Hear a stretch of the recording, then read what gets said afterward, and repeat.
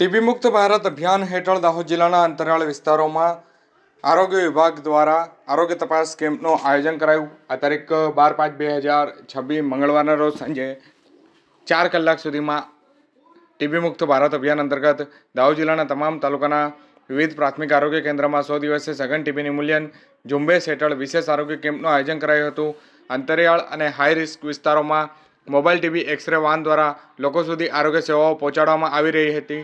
આ અભિયાન દરમિયાન વર્ષ 2025-26માં કુલ 26,414 શંકાસ્પદ લાભાર્થીઓના ટીબી એક્સરે કરવામાં આવ્યા હતા। તપાસ દરમિયાન 607 ટીબી દર્દીઓની ઓળખ કરવામાં આવી હતી। ઉપરાંત 2,389 લાભાર્થીઓની NAAT તપાસ પણ કરવામાં આવી હતી, જેથી ટીબીની વહેલી તકે ચોક્કસ ઓળખ થઈ શકે।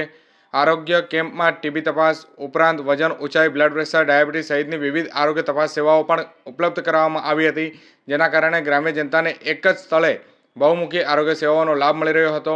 આ સમગ્ર કામગીરી મુખ્ય જિલ્લા આરોગ્ય અધિકારી, જિલ્લા સહ અધિકારી, તાલુકા આરોગ્ય અધિકારીઓના માર્ગદર્શન હેઠળ સફળતાપૂર્વક કરવામાં આવી હતી। કાર્યક્રમને સફળ બનાવવા માટે આરોગ્ય વિભાગની ટીમો, medical officer, taluka TB supervisor, mobile van એક્સરેના technician, PSC supervisor, community health officer, multipurpose health worker, female health worker, ASHA facilitator તથા આશા બહેનો દ્વારા સક્રિય અને પ્રશંસનીય કામગીરી કરવામાં આવી હતી।